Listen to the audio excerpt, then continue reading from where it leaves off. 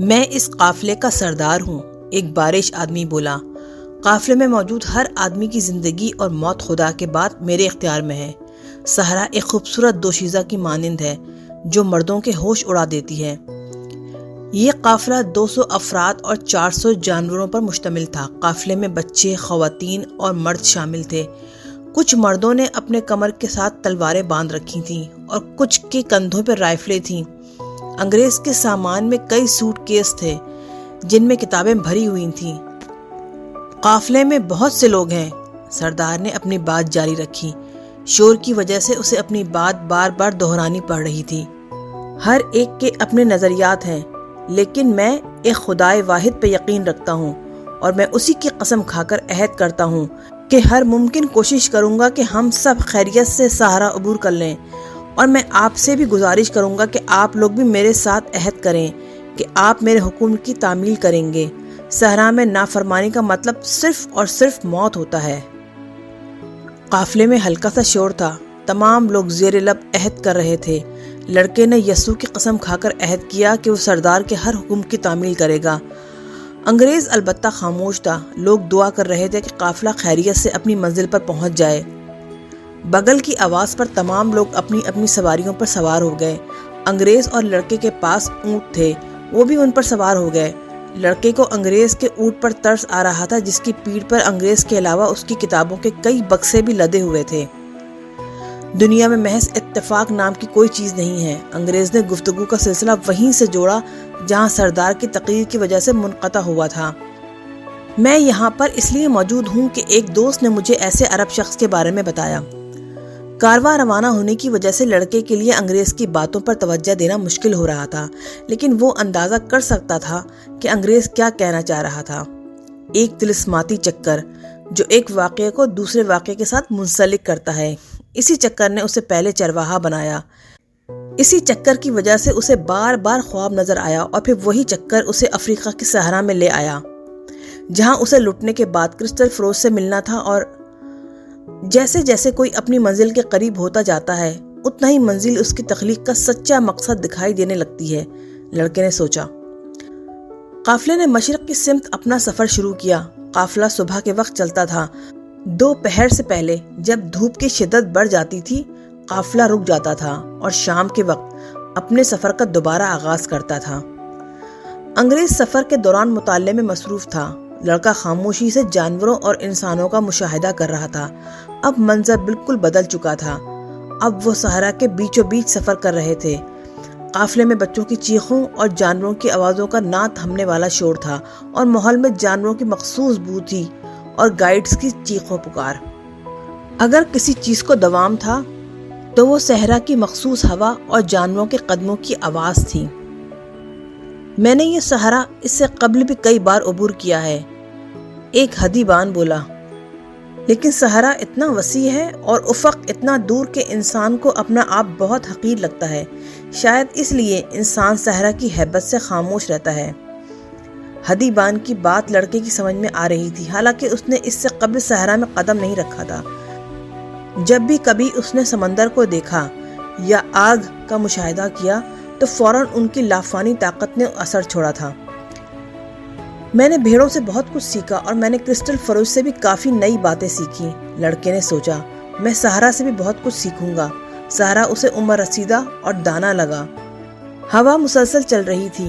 لڑکے کو یاد آیا کہ اسی ہوا کو میں نے ٹیریفا کے قلعے کی فصیل پر بیٹھ کر اپنے چہرے پہ محسوس کیا تھا۔ اس خیال نے اسے اپنی بھیڑوں کی یاد دلا دی۔ بھیڑیں اب بھی اندلس کی چراگاہوں میں چارے اور پانی کی تلاش میں ہمیشہ کی طرح ماری ماری پھر رہی ہوں گی، لیکن اب وہ میری بھیڑیں نہیں ہیں، اس نے اپنے آپ سے کہا۔ اب تک وہ اپنے نئے مالک کے ساتھ مانوس ہو چکی ہوں گی اور مجھے بھول چکی ہوں گی۔ چلو اچھا ہی ہے، بھیڑیں اس کام میں ماہر ہیں کہ وہ کوئی غم زیادہ دیر تک نہیں پالتی۔ اسے تاجر کی بیٹی کا خیال آیا۔ اس نے بھی اب تک شاید شادی کر لی ہوگی، کسی تاجر سے یا پھر کسی چرواہے سے جو پڑھ سکتا ہو اور اسے دلچسپ کہانیاں سنا سکے۔ آخر وہ واحد چرواہا تو نہیں جسے پڑھنا لکھنا آتا تھا۔ اسے اپنی دانائی پر بھی حیرت اور مسرت ہوئی کہ وہ ہدیبان کی پرز فلسفہ گفتگو کا مطلب سمجھ گیا تھا۔ اسے لگا جیسے وہ عالمگیر زبان سیکھ رہا ہے، وہ عالمگیر زبان جو انسانیت کے ماضی، اور حال دونوں میں یکساں محیط تھی۔ اس کی سمجھ میں آنے لگا کہ کبھی کبھار انسان کی روح کائنات کے دھارے میں ڈبکی لگانے میں کامیاب ہو جاتی ہے تو اسے غیب کی چیزوں کی ایک جھلک نظر آتی ہے۔ آخر کار کہیں تو تمام انسانیت کا ماضی، حال اور مستقبل محفوظ تھے، اور شاید اسے ہی قیافہ شناسی کہتے ہیں۔ مکتوب۔ لڑکے کے کانوں میں کرسٹل فروش کے الفاظ کی گونج سنائی دی۔ صحرا، کہیں تو ریت کا سمندر تھا اور کہیں کہیں پہاڑ اس سمندر کے درمیان سے نکل آئے تھے۔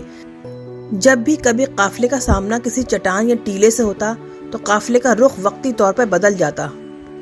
جب کبھی ریت بہت نرم ملتی جہاں پر جانوروں کے قدم دھسنے کا خطرہ ہوتا تو راستہ بدل کر قافلہ ایسی جگہ کا انتخاب کرتا جہاں سخت زمین ملے تاکہ جانور آرام سے سفر جاری رکھ سکیں۔ کبھی کبھار قافلے کا سامنا خشک جھیل سے ہوتا جس کے اوپر خشک نمک کی تہ جمی ہوئی ہوتی۔ یہاں جانور بدک جاتے اور آگے چلنے سے انکار کر دیتے۔ ایسی صورت میں ہدیبان نیچے اتر کر جانوروں کا بوجھ اتارتے اور کچھ وزن اپنے کندھوں پر اٹھا کر جھیل پار کرتے اور پھر دوبارہ وزن جانوروں پر لاد دیتے۔ لیکن اس سب کچھ کا نتیجہ صرف ایک ہی تھا، چاہے قافلے کو جتنی بھی چٹانوں کا سامنا ہوتا یا خشک جھیلوں سے واسطہ پڑتا، چکر لگانے کے بعد قافلہ دوبارہ واپس اسی سمت میں روانہ ہو جاتا جس طرف اس نے پہلے دن رخ کیا تھا۔ قافلے کی نظر اپنی منزل پر تھی اور اپنی سمت کا تعین اس ستارے کی مدد سے کرتا تھا جو نخلستان الفیوم کے اوپر تھا۔ جب قافلے والوں کی نظر صبح کے وقت اس ستارے پہ پڑتی تو انہیں یقین ہو جاتا کہ ان کا رخ اس لق و دق صحرا کے بیچوں بیچ موجود پانی، کھجوروں کے باغ اور ریگستان کی کڑی دھوپ میں دستیاب راحت افزا سائے کی طرف ہے۔ اگر اس سب کچھ سے کوئی بے خبر تھا تو وہ انگریز تھا، کیونکہ وہ اپنی کتابوں میں مشغول تھا۔ لڑکے کے پاس بھی ایک کتاب تھی اور اس نے سفر کے ابتدائی ایام میں اس کو پڑھنے کی کوشش بھی کی، لیکن اسے کتاب کی نسبت فطرت کا نظارہ زیادہ دلچسپ لگا۔ اگرچہ اس کا خیال تھا کہ وہ جب بھی کتاب کھولتا ہے تو اس پر کوئی نہ کوئی اہم انکشاف ہوتا ہے، لیکن پھر بھی اس نے کتاب سے چھٹکارا حاصل کر لیا اور اس نے ہدیبان سے دوستی کر لی۔ شام کو وہ آگ کے قریب بیٹھ کر ہدیبان کو اپنی مہم جوئی کے قصے سناتا اور ہدیبان کی باتیں سنتا تھا۔ میں القیروم کے پاس رہتا تھا، ایک شام ہدیبان نے اسے بتایا۔ میرے پاس اپنا باغ تھا، گھر بار اور بچے تھے، یہ سب کچھ لافانی محسوس ہوتا تھا۔ ایک سال جب فصل بہت اچھی ہوئی تو میں اپنے پورے خاندان کے ساتھ حج کے لیے مکہ گیا۔ یہ میری زندگی کی واحد غیر تکمیل شدہ خواہش تھی۔ اب مجھے زندگی سے کسی اور چیز کی تمنا نہیں۔ اب اگر مجھے موت بھی آ جاتی تو میں اپنی جان آفرین کے سپرد کر دیتا۔ ایک روز بہت زور کا زلزلہ آیا اور ساتھ ہی دریائے نیل طغیانی پر آ گیا۔ میرا خیال تھا کہ اس طرح کا حادثہ شاید دوسروں کے ساتھ تو ہو سکتا تھا، لیکن میرا مقدر کاتب تقدیر نے اس قسم کی آفات سے صاف رکھا تھا۔ لیکن میرے سب باغ، گھر بار اور بچے اس بالائے ناگہانی کی نظر ہو گئے۔ میری تمام املاک دریا برد ہو گئی اور مجھے مجبوراً کوئی اور ذریعہ معاش تلاش کرنا پڑا، اور آج میں ہدیبان ہوں۔ اس تمام حادثے میں میں نے ایک سبق سیکھا۔ اللہ کا حکم ہے کہ انسان کو اس وقت تک انجانے خوف کا شکار ہونے کی ضرورت نہیں جب تک وہ جانتا ہے کہ اسے کیا کرنا ہے اور وہ اس کے حصول پر قادر ہے۔ ہم خوفزدہ ہو جاتے ہیں کہ ہم وہ کچھ کھو دیں گے جو کچھ ہمارے پاس ہے، لیکن ہم یہ بھول جاتے ہیں کہ ہماری تقدیر اسی نے لکھی ہے جس نے ہم سے قبل آنے والے انسانوں کی تقدیر لکھی تھی۔ اگر یہ بات ہم ذہن نشین کر لیں تو کوئی خوف ہمارے دل میں جگہ نہیں پا سکتا۔ ہدیبان کے چہرے پہ سکون تھا، اسے اپنی جائیداد اور اولاد کے جانے کا غم نہیں تھا۔ جیسے ہی وہ آگ کے گرد حلقہ بنا کر بیٹھتے تو ہدیبان ریت کے طوفان سے ایک دوسرے کو خبردار کرتے یا صحرا کی داستانیں ایک دوسرے کو سناتے۔ کبھی کبھار قافلے کا سامنا پراسرار نقاب پوش اونٹ سواروں سے ہوتا۔ ان کا کام قافلے کی راستے کی نگہبانی تھا۔ وہ قافلے والوں کو رہزنوں اور ڈاکوؤں کی موجودگی سے خبردار رکھتے تھے۔ وہ جس طرح خاموشی سے صحرا میں ظاہر ہوتے اسی طرح چپکے سے غائب ہو جاتے تھے۔ ان کے سیاہ لباس میں سے صرف ان کی آنکھیں دکھائی دیتی۔ ایک رات ہدیبان آگ کے الاؤ کے قریب آیا جہاں لڑکا اور انگریز بیٹھے ہوئے تھے۔ اس نے انہیں بتایا کہ افواہ ہے کہ صحرا میں دو قبائل کے درمیان جنگ چھڑ گئی ہے۔ یہ سن کر تینوں خاموش ہو گئے۔ لڑکے کو ایسے لگا جیسے فضا میں خوف کی لہر پھیل گئی ہو۔ ایک دفعہ پھر اسے ایسی زبان کا احساس ہوا جو الفاظ سے بے نیاز تھی، عالمگیر زبان۔ انگریز نے حدیبان سے استفسار کیا کہ کہیں وہ خطرے میں تو نہیں ہے؟ صحرا میں صرف اندر آنے کا راستہ ہوتا ہے، حدیبان نے جواب دیا، اور جب واپسی کا کوئی راستہ ہی نہ ہو تو انسان کو آگے جانے کے لیے بہتر راستے کی فکر ہونی چاہیے اور باقی اللہ پر چھوڑ دینا چاہیے۔ مکتوب: آپ کو قافلے کی طرف توجہ دینی چاہیے، لڑکے نے انگریز سے کہا۔ قافلہ رکاوٹوں سے گزرنے کے لیے کئی چکر کاٹتا ہے، مگر اس کا رخ ہمیشہ اپنی منزل کی طرف ہی رہتا ہے، اور تمہیں چاہیے کہ تم دنیا کے بارے میں معلومات حاصل کرو۔ کتاب کی مثال ایسی ہے جیسا کہ صحرا میں قافلہ، انگریز بولا۔ قافلے نے اپنی رفتار تیز کر دی۔ دن تو اس سے پہلے بھی خاموش ہی تھے، مگر اب رات کو بھی پڑاؤ پر مکمل سکوت طاری تھا۔ پھر ایک دن سردار نے حکم دیا کہ اب پڑاؤ میں آگ روشن نہیں کی جائے گی۔ اس طرح جنگجو قبائل کو قافلے کی آمد کا علم ہونے کا خدشہ تھا۔ اب جب بھی پڑاؤ پڑتا تو جانوروں کو ایک دائرے کی صورت میں باندھ دیا جاتا اور درمیان میں انسان ہوتے، اور پڑاؤ کے چاروں اطراف میں محافظ بھی تعینات کیے جاتے تھے۔ ایک رات جب چاند صحرا کی ریت پر اپنی سحر انگیز چاندنی پھینک رہا تھا، لڑکے نے انگریز کو اپنی کہانی سنائی۔ انگریز بالخصوص کرسٹل کی دکان اور قہوہ خانے کی کامیابی سے بہت متاثر ہوا۔ یہی اصول تمام امور میں کار فرما ہے۔ لڑکے کی بات ختم ہونے پر انگریز بولا، کیمیا گری کی زبان میں اسے کائنات کی روح کہا جاتا ہے۔ جب انسان دل کی گہرائیوں سے کچھ تمنا کرتا ہے تو وہ کائنات کی روح کے قریب ہو جاتا ہے۔ یہ ہمیشہ ہی مثبت عمل ہے، اور یہ صرف انسان نہیں ہے کہ جس میں روح ہے، بلکہ کائنات کی ہر شے، چاہے وہ جمادات ہوں یا نباتات یا جانور ہوں، سب میں روح ہے۔ کائنات میں مسلسل ایک تغیر کار فرما ہے، کیونکہ کائنات ایک زندہ و جاوید حقیقت ہے۔ دنیا کی ہر چیز میں روح کار فرما ہے۔ ہم بھی اس روح کا ایک جزو ہیں، شاید اس لیے ہمیں اس کا ادراک نہیں ہوتا کہ یہ روح ہماری بھلائی کے لیے مصروف عمل ہے۔ شاید کرسٹل کی دکان میں تم نے محسوس کیا ہوگا کہ کانچ تک تمہاری جدوجہد میں تمہاری معاونت کر رہے تھے۔ لڑکا چند لمحوں کے لیے گہری سوچ میں ڈوب گیا۔ اس نے پہلے چاند کو دیکھا اور پھر دودھیا ریت پر نظر جماتے ہوئے بولا، میں نے صحرا کے بیچ میں قافلے کو بغور دیکھا۔ قافلے اور صحرا کی یہ ایک ہی زبان ہے، اور اسی لیے صحرا قافلے کو گزرنے کی اجازت دیتا ہے، اور وہ مسلسل دیکھ رہا ہوتا ہے کہ قافلے کا ہر قدم اپنے مقررہ وقت پہ مقررہ جگہ پہ پڑتا ہے یا نہیں۔ اگر یہ ایسا ہے تو ہم ضرور نخلستان تک پہنچنے میں کامیاب ہوں گے۔ اگر ہم اس قافلے میں محض اپنی جرات مندی کے زور پر چل رہے ہوتے اور ہمیں اصل حقیقت کا علم نہ ہوتا تو شاید یہ سفر بھی بہت تکلیف دہ ہوتا۔ دونوں خاموشی سے چاند کی طرف دیکھ رہے تھے، اور یہ نشانیوں کا جادو ہے۔ لڑکا سکوت کو توڑتے ہوئے بولا، میں نے دیکھا ہے کہ کس طرح حدیبان بظاہر بے نشان صحرا میں راستہ تلاش کرتے ہیں، اور کس طرح قافلے کی روح صحرا کی روح سے ہم کلام ہوتی ہے۔ مجھے بھی قافلے کا اتنی گہرائی سے مشاہدہ کرنا چاہیے، انگریز بولا، اور مجھے تمہاری کتابوں کا مطالعہ، لڑکے نے جواب دیا۔ وہ بہت ہی عجیب و غریب کتابیں تھیں۔ ان میں پارے، نمکیات، اژدہوں اور بادشاہوں کا ذکر تھا، اور یہ سب کچھ لڑکے کے فہم سے بہت اوپر کی باتیں تھیں۔ اسے ایک چیز تمام کتب میں مماثل نظر آئی۔ سب میں ایک نظریہ تھا کہ کائنات کی ہر چیز کی بنیاد ایک ہی ہے۔ ایک کتاب میں نے پڑھی کہ کیمیا گری کا اصل گر صرف چند سطور میں مرکوز تھا، اور یہ ایک پکھراج پر لکھی ہوئی تھی۔ اسے پکھراج کی تختی کہتے ہیں، انگریز نے اسے بتایا۔ انگریز کو خوشی ہوئی کہ بالآخر وہ بھی لڑکے کو متاثر کر سکے گا۔ اگر کیمیا گری کا علم اتنا ہی مختصر ہے تو پھر ہمیں اتنی کتابوں کی ضرورت کیا ہے؟ لڑکے نے استفسار کیا۔ تاکہ ہم ان چند سطروں کو سمجھ سکیں، انگریز نے جواب دیا، لیکن اسے خود بھی یقین نہ تھا کہ وہ جو کہہ رہا تھا وہ حقیقت میں ایسا ہی ہے۔ لڑکے کو سب سے زیادہ دلچسپ وہ کتاب لگی جس میں مشہور کیمیا گروں کی کہانیاں تھیں۔ یہ وہ لوگ تھے جنہوں نے اپنی زندگیاں اس تلاش میں گزار دی تھی کہ وہ دھات کو مصفا کر سکیں۔ ان کا خیال تھا کہ اگر دھات کو کئی سال تک گرم کیا جائے تو وہ اپنی انفرادی خصوصیات کو ترک کر دیتی ہیں، اور نتیجتاً کائنات کی روح سامنے آ جائے گی، اور کائنات کی اس روح کی مدد سے وہ دنیا میں ہر چیز کی حقیقت کو جان سکیں گے، کیونکہ ان کے خیال میں کائنات کی ہر شے کی ایک ہی زبان تھی۔ وہ اس دریافت کو کار عظیم کا نام دیتے تھے۔ یہ جزون مایا اور جزواً ٹھوس ہے۔ کیا صرف انسان اور نشانیوں کا تجربہ کائنات کی زبان کو سمجھنے کے لیے کافی نہیں ہے؟ لڑکے نے سوال کیا۔ تمہیں ہر شے کو آسانی سے لینے کا خبت سوار ہے، انگریز نے تلخی سے جواب دیا، جبکہ کیمیا گری انتہائی سنجیدہ کام ہے۔ ہر قدم استادوں کے نقش قدم پر ہونا چاہیے۔ لڑکے نے پڑھا تھا کہ کار عظیم کے مایا حصے کو آب حیات کہتے ہیں، اور یہ ہر بیماری کا علاج ہے اور انسان کو جوان بھی رکھتا ہے، جبکہ ٹھوس حصے کو سنگ فلسفہ کہتے ہیں۔ سنگ فلسفہ اتنی آسانی سے نہیں مل سکتا، انگریز نے بتایا۔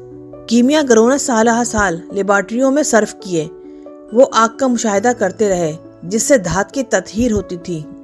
انہوں نے آگ کے قریب اتنا وقت گزارا کہ تمام دنیاوی خواہشات سے ان کا پیچھا چھوٹ گیا۔ جب وہ منزل پر پہنچے تو انہیں معلوم ہوا کہ مادے کی صفائی کرتے کرتے وہ خود بھی تمام دنیاوی خواہشات کی علائشوں سے پاک ہو چکے تھے۔ لڑکے کو فوراً کرسٹل فروش کا خیال آیا۔ اس نے کہا تھا کہ لڑکے کے لیے کرسٹل کی صفائی ایک اچھا عمل ہے، اس طرح اس کے دل کی بھی منفی خیالات سے صفائی ہو جائے گی۔ لڑکے کو یقین ہوتا جا رہا تھا کہ کیمیا گری انسان اپنے ارد گرد سے سیکھ سکتا ہے، اور یہ بھی۔ انگریز نے اپنی بات کو جاری رکھتے ہوئے کہا، سنگ فلسفہ کی اور بھی حیران کن خصوصیات ہیں۔ یہ پتھر ایک دلکش خاصیت رکھتا ہے۔ پتھر کی ایک چھوٹی سی چاندی بڑی مقدار میں دھات کو سونے میں بدل سکتی ہے۔ لڑکا کیمیا گری میں دلچسپی محسوس کر رہا تھا۔ اس نے سوچا کہ وہ بھی تھوڑے سے صبر اور محنت کے بعد ہر شے کو سونے میں بدل سکتا ہے۔ اس نے اب تک کئی ایسے لوگوں کا ذکر پڑھا تھا جنہیں اس میں کمال حاصل تھا، ہیلویشیس، ایلیس، فلکنیلی اور گیبر۔ ان لوگوں کی کہانیاں بہت متاثر کن تھیں۔ ان میں سے ہر شخص اپنی منزل مقصود تک پہنچنے میں کامیاب رہا تھا۔ انہوں نے طویل سفر کیے، دانا لوگوں سے رہنمائی لی اور سخت محنت کے بعد آب حیات اور سنگ فلسفہ، فلاسفرز اسٹون حاصل کرنے میں کامیاب ہوئے۔ جب لڑکے نے کار عظیم کے حصول کے بارے میں سوچا تو اسے کوئی واضح جواب نہ مل سکا۔ کتابوں میں چند ڈرائنگ تھیں، کوڈ ورڈز میں کچھ ہدایات اور نہ سمجھ میں آنے والے الفاظ کا مجموعہ۔ نہ جانے یہ لوگ اتنے مشکل پسند کیوں ہوتے ہیں؟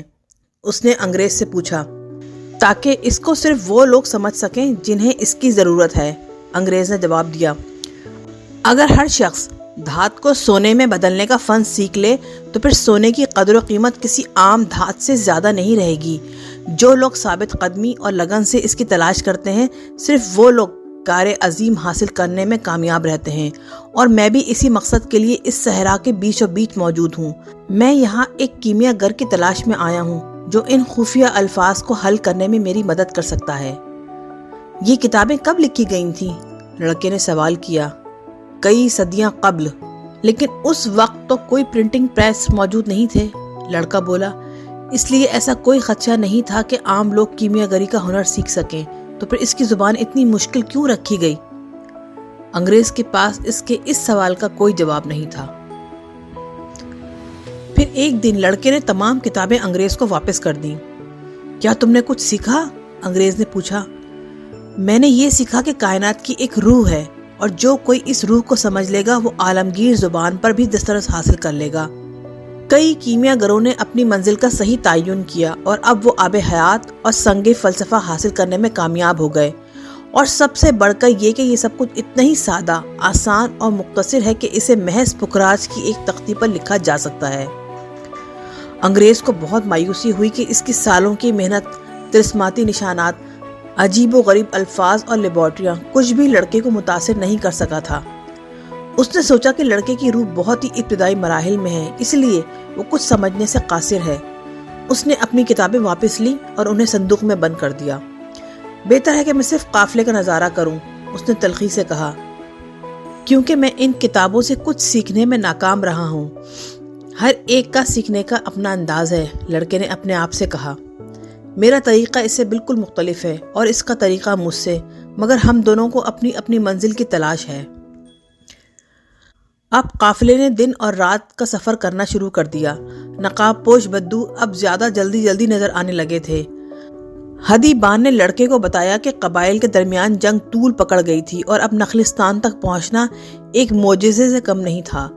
جانور تھک چکے تھے اور انسان خاموش تھے۔ خاموشی رات کو اور بھی شدید ہو جاتی تھی۔ اونٹوں کی آواز جو اس سے قبل محض ایک اونٹ کی آواز کا درجہ رکھتی تھی، اب قافلے والوں کے لیے خوف کا باعث بنتی جاتی تھی، کیونکہ یہ خطرے کی گھنٹی بھی ہو سکتی تھی، یعنی حملے کا اعلان۔ ہدی بان بظاہر جنگ سے لا تعلق لگتا تھا۔ ایک رات جب وہ دونوں کھجوریں کھا رہے تھے تو ہدی بان بولا، میں زندہ ہوں۔ جب میں کھانا کھا رہا ہوتا ہوں تو صرف کھانے کے بارے میں سوچتا ہوں، اور جب سفر کر رہا ہوتا ہوں تو صرف سفر کے بارے میں سوچتا ہوں۔ اگر مجھے لڑنا پڑ گیا تو میرے لیے آج کے دن مرنا ایسا ہی ہوگا جیسے کسی اور روز۔ نہ تو مجھے اپنے ماضی سے کوئی سروکار ہے اور نہ مستقبل سے۔ مجھے فکر ہے تو صرف اپنے حال کی۔ اگر انسان صرف اپنے حال پر توجہ دے تو انسان بہت خوش رہ سکتا ہے۔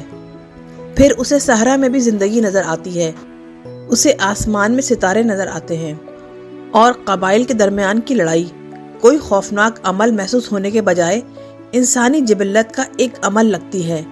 زندگی ایک جشن بن جاتی ہے، کیونکہ زندگی صرف لمحہ موجود کا ہی تو نام ہے۔ 2 رات بعد لڑکا اپنا بستر درست کر رہا تھا تو اس کی نظر اس ستارے پر پڑی جس کو دیکھ کر قافلہ اپنی سمت کا اندازہ کرتا تھا۔ اسے ایسے لگا جیسے افق نیچے اتر آیا ہو، کیونکہ اب اسے صحرا میں بھی ستارے نظر آنے لگے تھے۔ یہ نخلستان ہے، ہدی بان بولا۔ تو پھر ہم ابھی وہاں کیوں نہیں جاتے؟ لڑکے نے پوچھا۔ کیونکہ ہمیں آرام کرنا ہے۔ سورج طلوع ہونے کے ساتھ ہی لڑکا بھی نیند سے جاگ گیا۔ اس کے سامنے جہاں رات کو ستارے نظر آتے تھے، وہاں کھجور کے درختوں کا نہ ختم ہونے والا سلسلہ تا حد نگاہ پھیلا ہوا تھا۔ ہم بالآخر پہنچ ہی گئے، انگریز بولا، لیکن لڑکا خاموش تھا۔ وہ صحرا کی خاموشی کا عادی ہو چکا تھا اور اس کے لیے محض درختوں کا نظارہ ہی کافی تھا۔ اس کا سفر ابھی بہت طویل تھا اور کسی دن یہ صبح صرف ماضی کا حصہ ہوگی، لیکن آج یہ لمحہ موجود تھا، ایک جشن، جیسا کہ ہدی بان نے کہا تھا، اور وہ اس لمحے موجود میں جینا چاہتا تھا، ماضی کی پشیمانی اور مستقبل کی فکر بھلا کر۔ اگرچہ کھجور کے درختوں کا یہ نظارہ کسی دن محض ایک یاد ہوگا، لیکن اس وقت یہ سایہ پانی اور جنگ سے پناہ کی علامت ہے۔ وقت زقن لگا کر دوڑتا ہے اور ایسا ہی قافلے بھی کرتے ہیں، کیمیا گر نے سوچا۔ وہ سینکڑوں انسانوں اور جانوروں کے قافلے کو نخلستان میں داخل ہوتا دیکھ رہا تھا۔ لوگ آنے والوں کو چیخ چیخ کر خوش آمدید کہہ رہے تھے۔ دھول کے بادل نے سورج کو ڈھانپ لیا تھا اور بچے نئے آنے والوں کو دیکھ کر خوش ہو رہے تھے۔ کیمیا گر نے دیکھا کہ قبیلے کا سردار قافلے کے سردار سے گلے مل رہا تھا اور اس سے سفر کے حالات پوچھ رہا تھا۔ یہ سب کچھ کیمیا گر کے لیے کچھ معنی نہیں رکھتا تھا۔ اس نے اس سے قبل بھی کئی قافلوں کو آتے جاتے دیکھا تھا، مگر صحرا ہمیشہ سے ہی ایسا تھا۔ صحرا کی اس ریت پر شہنشاہ بھی گزرے ہیں اور گدا بھی۔ صحرائی ٹیلے ہوا کی طاقت سے اپنی جگہ تو ضرور بدل دیتے تھے، مگر یہ ریت ویسی کی ویسے ہی تھی جیسے وہ اپنے بچپن میں اسے دیکھتا آیا تھا۔ کئی ہفتے کے تھکا دینے والے سفر اور صحرا کی یکسانیت کے بعد نخلستان کا سبزہ دیکھ کر اہل قافلہ کے چہروں پر کھلنے والی رونق اسے ہمیشہ طمانینت بخشی تھی۔ شاید خدا نے صحرا اسی لیے بنایا تھا کہ لوگ کھجور کے درخت کی قدر کریں، کیمیا گر نے سوچا۔ اسے معلوم تھا کہ اس قافلے میں ایک ایسا انسان بھی تھا جس کو اس نے کچھ راز سکھانے تھے۔ اس نے اس انسان کو کبھی نہیں دیکھا تھا، مگر اس کی تجربے کار نگاہیں یقیناً اس انسان کو فوراً پہچان لیں گی۔ اسے یقین تھا کہ وہ بھی اتنا ہی قابل ہوگا جیسا کہ اس سے پہلے والے شاگرد اس کے قابل تھے۔ لڑکے کو اپنی آنکھوں پہ یقین نہیں آ رہا تھا۔ نخلستان جیسا کہ کبھی اسے جغرافیہ کی ایک کتاب میں دیکھا تھا، محض کھجور کے چند درختوں پہ مشتمل نہیں تھا، بلکہ اسپین کے کسی بھی قصبے سے زیادہ وسیع تھا۔ نخلستان میں 300 کنویں، 50,000 کھجور کے درخت اور بے شمار خیمے تھے۔ یہ تو کوئی الف لیلوی کہانیوں کا سا منظر لگتا ہے، برطانوی جو کیمیا گر سے ملنے کے لیے بے قرار تھا بولا۔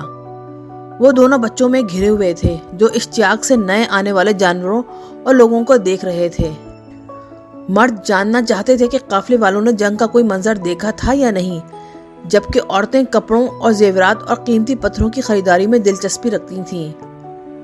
صحرا کا سکوت اب محض ماضی کی ایک یاد تھا۔ چاروں طرف لوگوں کی آوازیں تھیں جو خوشی سے ہنس رہے تھے اور کچھ چیخ رہے تھے۔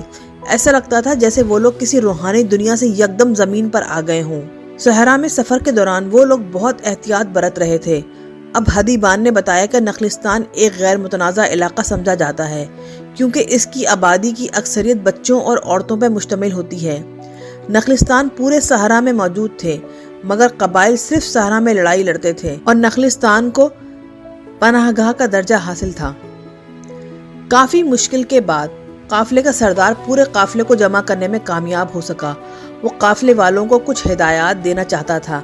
قافلے کو نخلستان میں اس وقت تک رہنا تھا جب تک قبائل کی جنگ اختتام کو نہ پہنچ جائے۔ کیونکہ وہ لوگ مہمان تھے اس لیے انہیں نخلستان میں سب سے اچھی جگہ دی گئی تھی اور یہی مہمان نوازی کی روایت تھی۔ سردار نے اپنے محافظوں سمیت تمام لوگوں سے کہا کہ وہ ہتھیار جمع کروا دیں کیونکہ دستور کے مطابق نخلستان میں ہتھیار اٹھانا منع تھا۔ لڑکے کو اس وقت حیرت ہوئی جب انگریز نے اپنے صندوق سے سونے کا پانی چڑھا ہوا ریوالور نکالا اور سردار کے متعین کردہ آدمی کو دے دیا۔ تم ریوالور کس لیے اپنے پاس رکھتے ہو؟ لڑکے نے سوال کیا۔ اس طرح مجھے لوگوں پر اعتماد رہتا ہے، انگریز نے جواب دیا۔ لڑکے کو فوراً اپنے خزانے کا خیال آیا۔ جوں جوں وہ اپنے خواب کی تعبیر کے نزدیک ہو رہا تھا اتنی ہی مشکلیں بڑھتی جا رہی تھیں۔ ایسا لگتا تھا کہ آغاز کی قسمت، جیسا کہ بوڑھے بادشاہ نے کہا تھا، کام نہیں کر رہی۔ اپنے خواب کی تعبیر کی تلاش میں اسے مسلسل صبر اور ثابت قدمی کے امتحان سے گزرنا پڑ رہا تھا، اس لیے وہ بے صبری کا مظاہرہ نہیں کرنا چاہتا تھا۔ اگر وہ جذبات میں آگے بڑھتا تو ممکن تھا کہ وہ نشانات اور علامات کو نہ سمجھ سکتا جو خدا نے اس کے راستے میں رکھ چھوڑے تھے۔ خدا نے انہیں میرے راستے میں رکھ دیا ہے، اسے اپنی سوچ پر حیرت ہوئی۔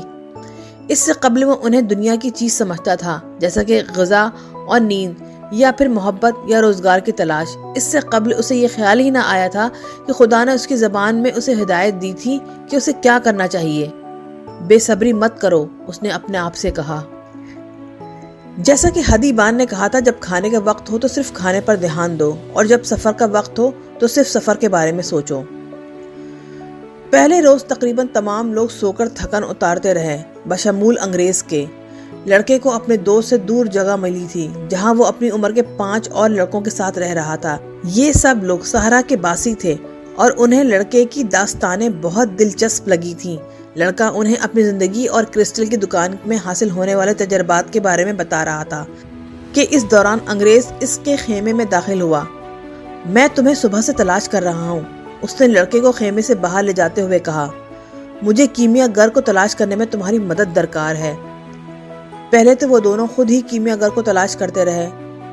ان کا خیال تھا کہ کیمیا گر کا طرز رہائش نخلستان کے باقی باسیوں سے بالکل مختلف ہوگا اور اس کے خیمے میں ایک بھٹی مسلسل روشن ہوگی۔